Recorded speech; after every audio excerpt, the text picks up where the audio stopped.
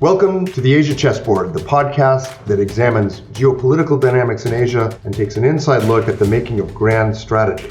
I'm Mike Green of the United States Studies Center in Sydney and the Center for Strategic and International Studies.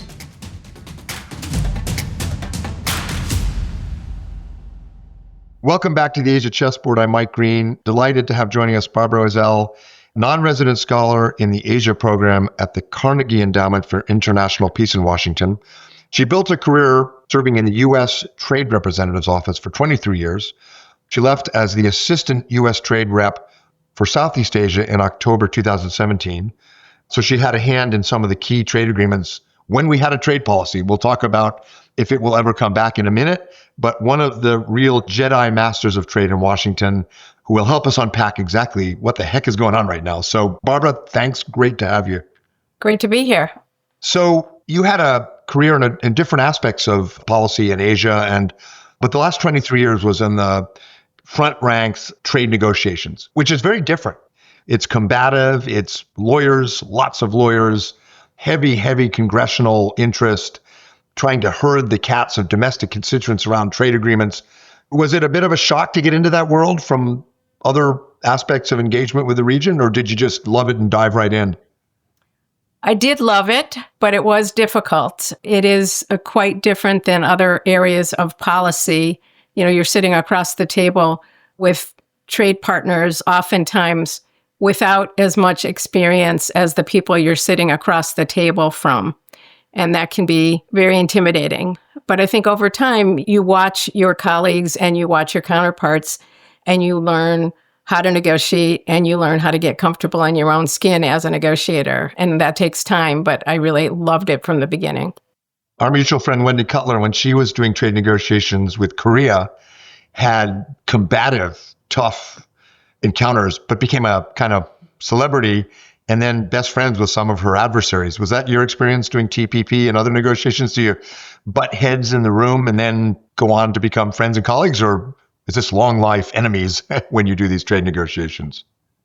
For the most part, I think that you are friends and partners, because when you go into a negotiation, you're fighting hard for your position, for your country's objectives, but you also are looking for win-win outcomes. And that requires working together with your partners, understanding where they're coming from, and working together to find solutions. And in the process of doing that, you become quite close. And I think even today, after many years since I've left USTR, I am still in very close touch with many of my former colleagues.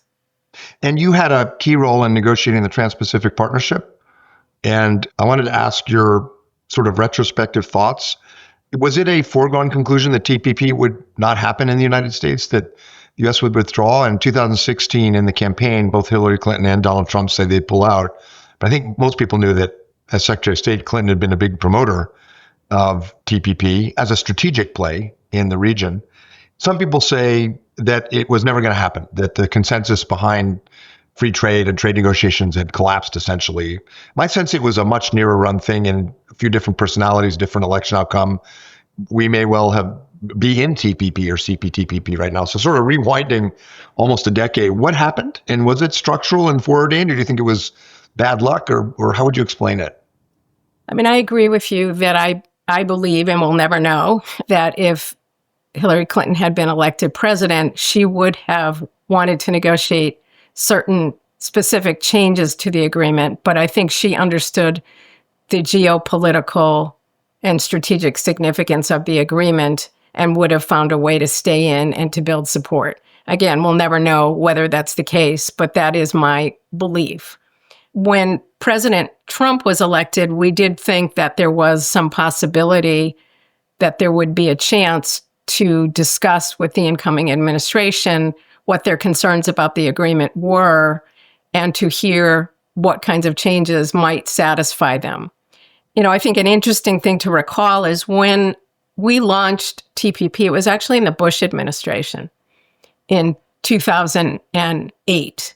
And when the Obama administration came in, they were not necessarily all that enthusiastic about TPP. They came in and said, we're going to have an Asia policy. We're not necessarily wed to this particular negotiation that you have just launched in the previous administration. We want to review Asia policy. We want to think through all of the potential initiatives we might pursue. And then we'll decide whether or not we're going to continue this initiative and what we want to do with it if we do continue it. And they took about 10 or 11 months to decide that they were going to, in fact, go along to continue to pursue that agreement. And, we thought that at the beginning of the Trump administration, there might be an opportunity to do something similar. Of course, that didn't happen. There was no opportunity to talk with the Trump administration. He withdrew from the agreement before we really had that opportunity. So at that point, I think we were all surprised that he moved so quickly to withdraw from the agreement. Yeah, I don't think it was based on a policy analysis. It was a sort of totem or iconic part of his campaign, basically that and NAFTA. But NAFTA, of course, the U.S. was already in, and so withdrawing from NAFTA would have been devastating for farmers and ranchers who voted for him. But we weren't in TPP yet, so that one was an easy kill, and not surprising to me after everything he'd said in the campaign. Do you think that almost year of internal deliberation at the beginning of Obama delayed the TPP negotiation to the point where it was actually hard to get it done because it was so close to the 2016 presidential election? Or do you think that was almost inevitable that there would be that kind of deliberation? Or is there anything you would have done differently in terms of strategy, negotiating tactics, outreach to the whole or to the public? I don't think that first year necessarily was a delay that created the problems we had at the end. I think a new administration has to come in. They have to get all their people in place. A new USTR isn't even confirmed for several months. And then you have to go through a process of seeing what are our options here? What do we want to be doing? Who do we want to be working with? And I think it's appropriate for a new administration to take that time and to not immediately just decide that they're going to go forward with something that was launched under a previous administration, especially because we were so early in the process. But had I to do it all over again, there's lots of things I would have done differently. Yeah. I think one that you point to is to move more quickly. We were moving as quickly as we thought we could. And part of the problem was that we were adding countries as we were negotiating. So, we started with 5, and then we were 7, 8, 10, 12. By the end, when Japan joined in 2014, I believe it was, but that might have been 2013. 2013, when Abe came to Washington, yeah. And I think that adding countries while you were negotiating was really a major factor in slowing the process. We wanted to show that there was interest in it. We didn't want to turn countries away, especially countries like Japan that were adding so much to the agreement. But it did slow things down to incorporate them into an ongoing negotiation.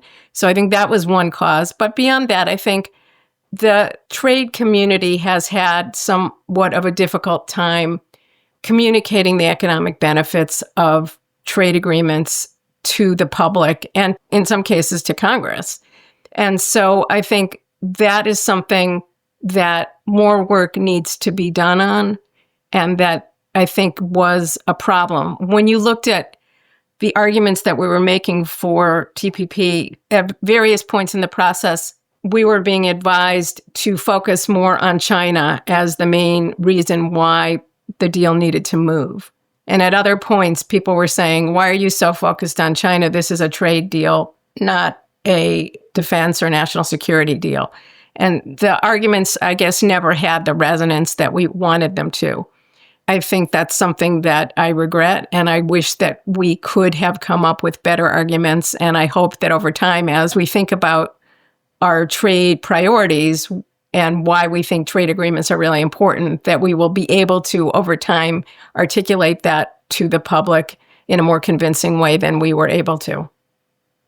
My friends from the Obama administration are going to get mad at me right now, but I think that in that period, there was not a coherence about China in the administration or with the U.S. public. You could see it in public opinion polls, which were pretty divided about whether China was an enemy or a potential partner back in 2012, 13, 14. And there was reticence in the Obama administration to peg China as a threat or a challenge. There were big debates about that, and that probably hurt a bit. But you said it was a trade agreement, not a national security agreement. But in my experience, for example, on U.S. Korea or U.S. Australia free trade negotiations, those always, because it's a heavy lift for any president, Republican or Democrat, to get these through Congress. It always begins as a conversation involving usually the NSC, USTR, and others about whether this is also in strategic and national security interests. So I was in the group that worked with Rob Portman to decide for President Bush whether to go for KORUS, US-Korea FTA, and my job was representing Kanye Rice and saying this is a strategic and national security agreement. And I think that would have been true earlier with the 12 or 13 free trade agreements that went through before us. And Ash Carter, even in the Obama administration, when TPP did start to get momentum, he said, famously, this agreement is worth an aircraft carrier battle group to the Pentagon. So, I mean, maybe not front of mind for the trade negotiators, but somewhere you must have had an understanding this was a national security thing as well, right? I mean, I don't want people to think it's pure trade, or is it? No, I mean, I don't mean to minimize the importance of these agreements in the broader strategic context. Obviously, people saw that and understood that. But what people also wanted to hear was, okay, you're negotiating a trade agreement. Tell me the benefits of trade. We get the strategic piece, but we need to understand better why, as an economic matter, as a trade matter, this is really important to us. So one example I give, and this is a bit of a pet peeve of mine, is that when the USMCA was negotiated, the ITC has to do an analysis of the impact of International Trade right? Commission. Yeah. And for the first time, what they looked at in that trade agreement was, what economic impact did that reduced economic policy uncertainty have? And that was quite a significant number in that trade agreement.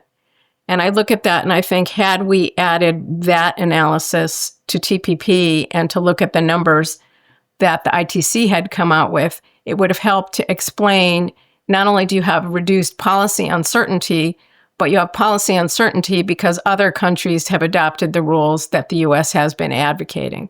And I thought that would have been a very helpful thing. So there are things that have happened since TPP that I think we've learned from, but in other areas where I do think it can't be sold solely on the national security strategic implications. It also has to stand on its own on the economic and trade impact.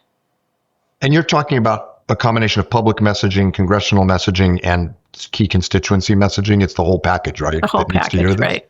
Yeah. Right. I did some work with economists at the Peterson Institute back in those days when they were doing the macroeconomic modeling of the trade liberalizing effects of including Japan and CPTPP.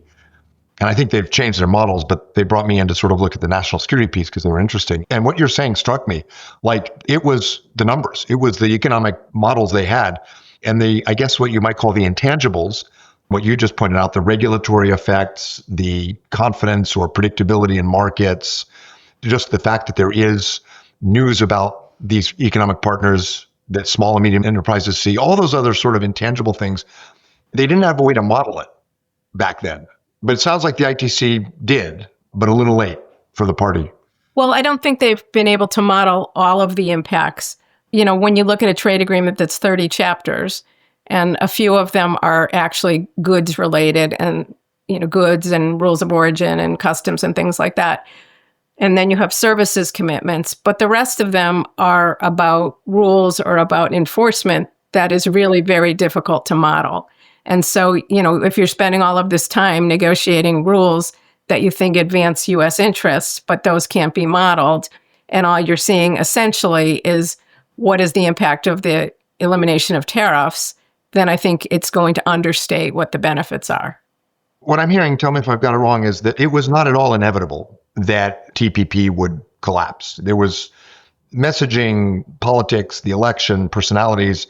And if that's right, the next question people are going to ask is it now inevitable that the U.S. will remain in a protectionist mode, if you will, or in a high tariff mode?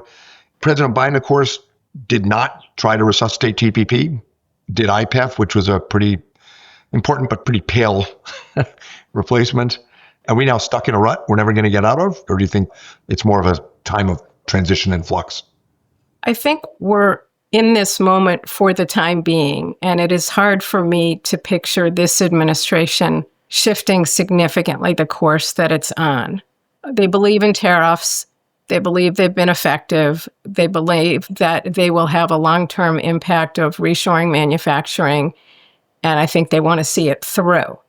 What I think is probably not long-term, and it's hard to imagine a future administration looking at what was done here and not having concerns about the implications on our allies and partners and our relationships with other countries and what could be done if we were working more closely with our allies and partners. I agree with you on IPEF, and I think that the thing about IPEF that you look to was not necessarily the substance of what was achieved there, but the fact that the Biden administration recognized that if it were going to be able to strengthen its hand in the Indo-Pacific, that it needed to work more closely with allies and partners. It wanted to be as inclusive as possible in its engagement with the region. That certainly complicated the negotiations because there were so many countries around the table, so many different levels of development, some different levels of ambition. But the idea there was to be inclusive and to send a signal to countries around the region that the United States intended to work with all of them and to see what opportunities might emerge from that. We shut the door on allies and partners in a way I think a future administration will want to reverse.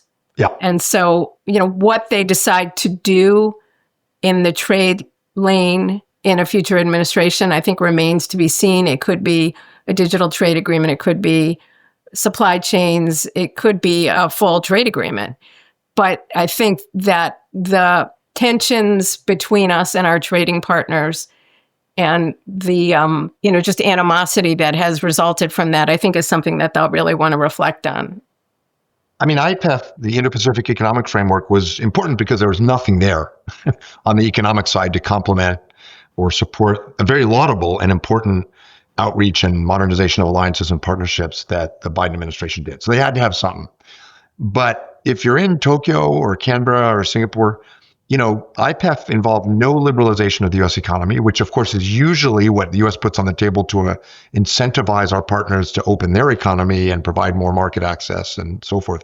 No liberalization of the U.S. economy, and USTR was coming out to these countries and demanding liberalization in their economies. So even though it was a helpful placeholder in a way, it wasn't particularly beloved by most of our allies and partners, but they kind of went wrong because they needed something as a placeholder to keep the U.S. engaged because we're such a critical economy and such an incredibly important strategic counterweight to China. So I don't know how much people lament the loss of IPEF, but I do think there's a lot of concern that the U.S. can't even do that in the current environment. I don't think that there's lamenting the loss of IPEF per se. I think that the concern that I have about having left IPEF by the side of the road is that we left our trading partners at the altar on TPP. They expended a lot of effort.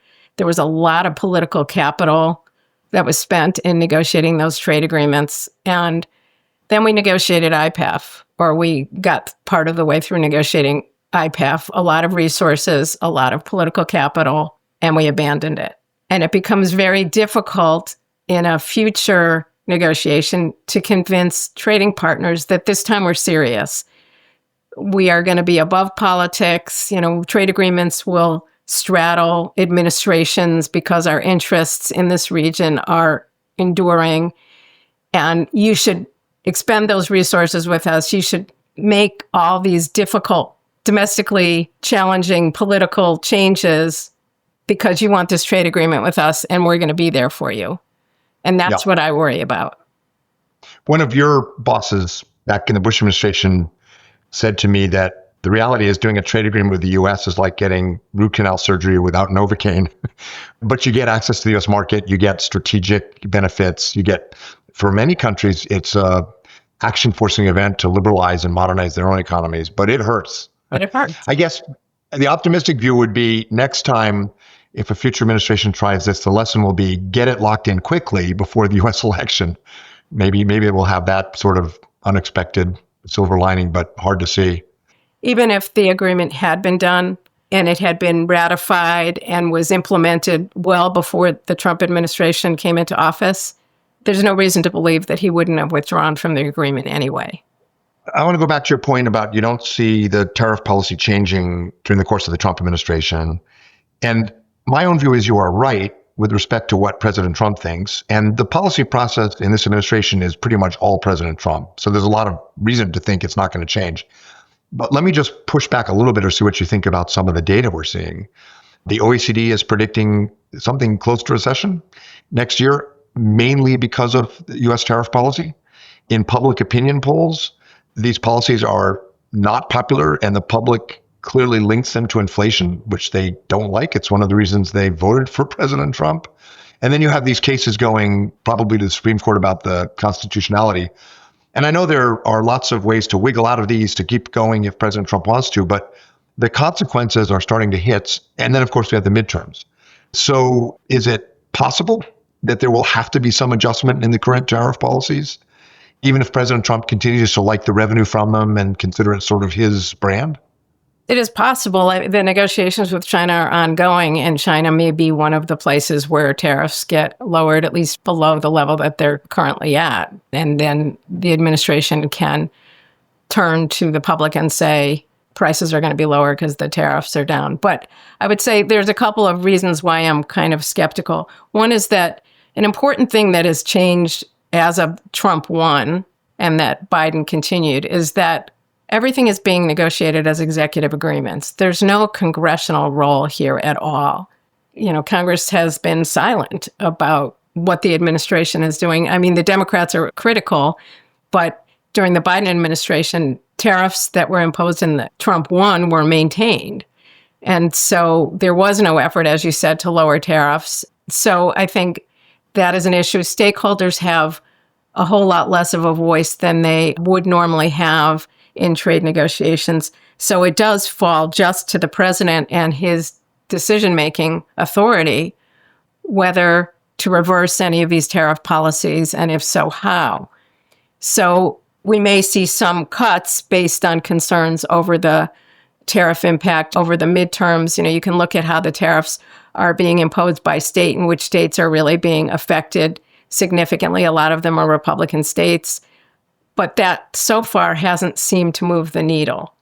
So, I think you may see some exceptions for certain countries on certain products, but you also have a whole long list of 232 national security tariffs that the administration's waiting to put in place that will be on top of what we're already seeing. So it's hard for me to see a significant reversal of the direction that they're going. The 232 investigations, it's a real minefield. They're on very sensitive topics, pharmaceuticals, things like that in countries like Australia in particular, but also Japan, are very sensitive. And I will confess, I do worry that allies, partners, India, hope to get to a painful but sustainable tariff rate. 10% for Australia is sustainable. But the politics of it never settle because you have this constant explosion of these 232 cases, which are not on some of the 232 cases I remember 20 years ago, like elevator coils or whatever. It's on things that touch everybody's life, cost of pharmaceuticals, things like that. So politically and in terms of alliance management, it's a real problem. Do you have a guess on what the average tariff rate will end up being? It's hard for me to picture 50% tariffs on India being politically sustainable or strategically sustainable. You mentioned the U.S.-China negotiation. It's pretty hard for me to picture the tariff levels advertised for China being sustainable given the American public's, pushback against prices going up. You want to throw out a number on what you think the average tariff rate will be at the end of the Trump administration? It's going to be higher. It's the highest since Smoot-Hawley in 1930, but yeah, I don't want to stick with it's going to be the highest ever. I don't want to guess a number. I mean, I think it'll be higher than we've seen in the past. I do agree with you that the 50% on India is not likely to be maintained. They're in the midst of negotiations now, and I assume that those numbers are going to come down. And I assume actually that the numbers with China, at least on the so-called reciprocal tariffs, and some of the numbers that we had on fentanyl and others may come down, but they may be then offset by the additional 232s. I hooked a lot of this on President Trump's own 30-year love of tariffs, tariff man and all that. There are political leaders in the U.S. who are probably going to run for president who would have favored CPTPP perhaps, but certainly would want a more proactive U.S. trade policy and economic statecraft toolkit for strategic reasons. People like Rahm Emanuel, Gina Raimondo on the Democratic Party. Who knows what's going to happen to the Republican Party and the Republican primary. Used to be where you got the free traders. But, on the Democratic side, there are people who understand the impact of this tariff policy on our economic competitiveness, on jobs and economic security, but especially on alliances and strategic competition. Do you think there will be a possibility of rebuilding in the next administration? I do think there's a possibility of rebuilding. I don't think that we're looking at going back to the kind of trade world that we were in pre-Trump 1. I think we're going to have to think of a new approach that builds on what we had in this previous world that we lived in, but takes into account some of the concerns that have been raised since then. So, the most obvious point here is economic security. Economic security was never a component of trade agreements. The closest you got was dual-use items and arguing about which products were dual-use items. Well, that's clearly not going to be the approach anymore. Economic security is going to be an element of trade going forward, as will supply chains and the way we think about building supply chains and tightening supply chains. We had concerns about supply chains. I mean, even when you think about TPP, we were trying to build supply chains among all of these countries. But I think here you're talking about building supply chains in specific areas that were really not anything people thought much about going back, pre-Trump 1. So if you're looking at, say, critical mineral supply chains, I think that will be an important element of something that any future administration may want to look at. That if you're going to build relationships with trading partners, better that they become part of supply chains across the region than just bilateral trade agreements, where there are different countries that can contribute different elements to ensuring that there's a resilient supply of key components or key minerals. And I think that's something that will be very appealing to a future administration. It's a different kind of trade negotiations, isn't it? Because like CPTPP, U.S.-Korea, U.S.-Australia, this was Bob Zoellick's concept of bilateral regional and then WTO global. So probably one of the flaws, frankly, in the strategy in retrospect, although at the time it did make sense, was that you would be building trade liberalization among allies and partners and therefore have the leverage to push for concessions from China and move towards integrating China. 15, 20 years ago, that was the idea. China is no longer the big prize. You cannot sell a trade agreement if the big prize is more investment in China or trade with China. So now you got to sell it around national security more, right? If you're talking about critical minerals, semiconductors, secure supply chains, it's national security, but you still have to create market incentives. So how do you do that? I mean, I suppose it could be a form of market access in the U.S., access to the Pentagon, access to deregulation, access, expedited licensing, whatever. How do you create the economic incentives now? Because it used to be liberalization and access to the U.S. market. And we're still talking about private sector companies for the most part, if you're doing critical minerals. Do you have an idea how you kind of create the market incentives in this new, potentially new kind of trade negotiation? Is it still trade liberalization in a way or access to the U.S. market? I mean, it really depends on what kind of trade agreement you're negotiating. I do think market access still is an important factor. The bargain always was, we have low tariffs in the United States, and what we're doing is asking other countries that have higher tariffs to lower their rates, and in exchange, we're going to lower our already low rates, and they're going to accept our trading rules. So it was a good bargain.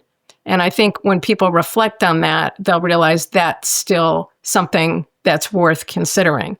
In terms of access to Pentagon or any of the other kind of government procurement type approaches, we were the country that always went around the world advocating for governments to open their government procurement markets because we knew that our companies were going to be very competitive. Well, now we're closing our government procurement markets, and that's something I also think will be difficult to reverse. There's a lot of support from both parties to keeping government procurement markets closed. So I'm not sure that that's an area, but there are other approaches depending on the specific sector that I think countries can develop that would promote trade among specific groups. I think there's green economy agreements that people are looking at, digital economy agreements that countries are looking at, all of which are mutually beneficial and a high priority to all of them, that had been a high priority to us up until recently. And that, you could look at those as potential new areas. USTR has not done a serious trade negotiation for 2 administrations now. Well, that's not completely true. The first Trump administration did the USMCA and US-Japan. But what we're now talking about is a very different kind of trade negotiation that is going to involve the Pentagon, for example, or it's going to involve, national security departments and agencies, not just in the US, but in Australia or Japan or India or whatever. Do we have the people who can do that? And particularly after basically 8 years of USTR not having muscle memory, but it's a different kind of muscles you would use anyway. Do you have any ideas on how you build the skill set that we need? Is it a new career? Economic security? What do you think? We do have people in some agencies that are familiar with aspects of this. I mean, there's certainly people at the Commerce Department who work on some aspects of these issues, people at Treasury and at the Pentagon. But if we were to actually negotiate these agreements as full-blown trade agreements, and especially if we were doing trade agreements that required congressional ratification, you would probably need to develop a new set of skills, maybe a new group within USTR that focused on this set of issues or could work interagency to develop these kinds of new disciplines.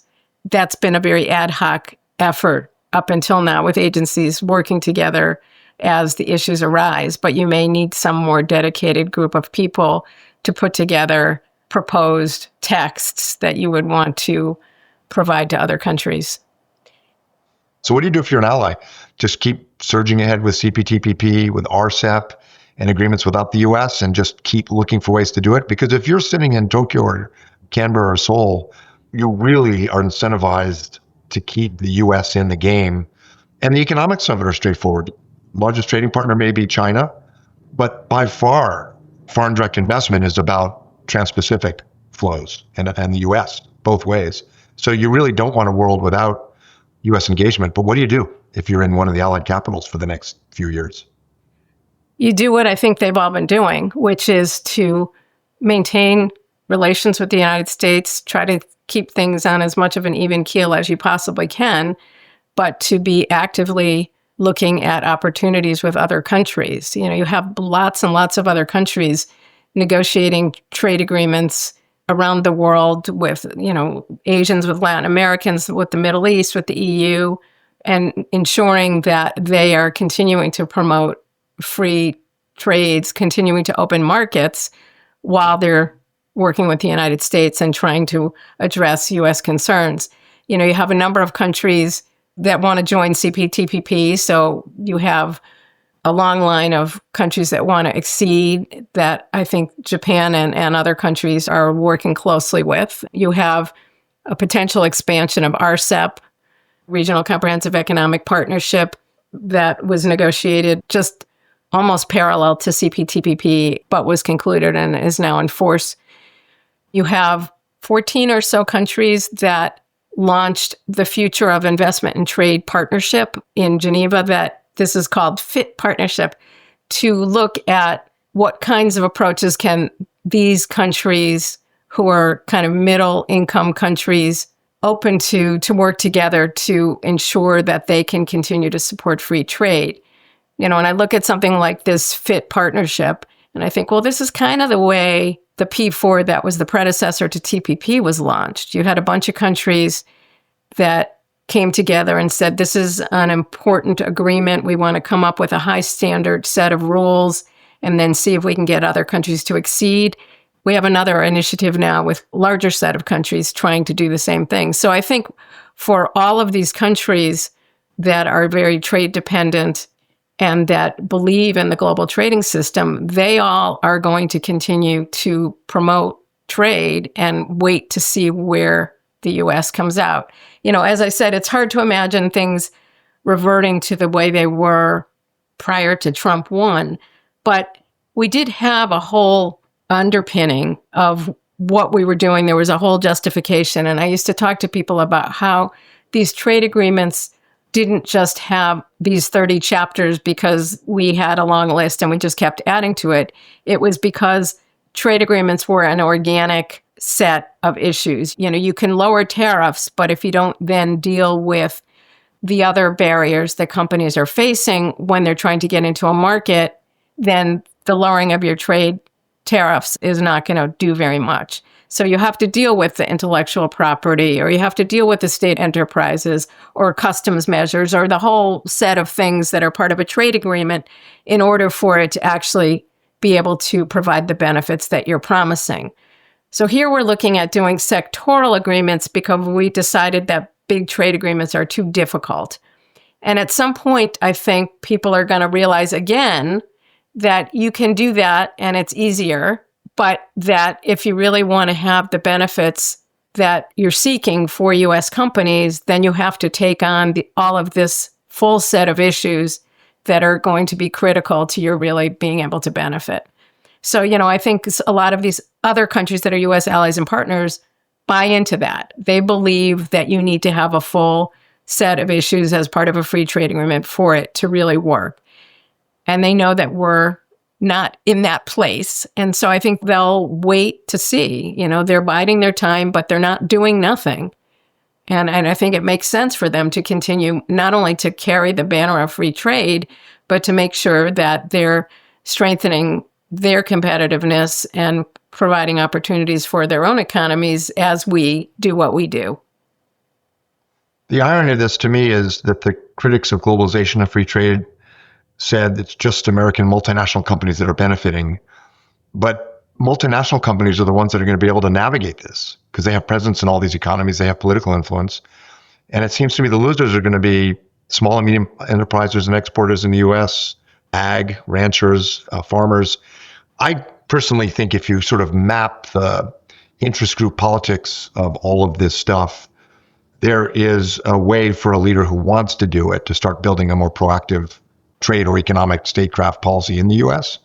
But we're not there, and we're not going to get there in the next 3 years. So I hang on to the line attributed to Winston Churchill. You can count on the Americans to do all the wrong things before they eventually do the right thing. We're definitely doing all the wrong things right now on trade, in my view, but it's not logical, and it doesn't serve the interests of the American public, and it is a democracy, so maybe we will find the right thing at some point. When we do, Barbara, that new generation of trade negotiators is going to need you, so stay active at Carnegie and keep us honest. I will. Thanks very much. Really interesting. Thanks for having me. For more on strategy and the Asia program's work, visit the CSIS website at csis.org and click on the Asia program page. And for more on the U.S. Studies Center in Sydney, please visit ussc.edu.au.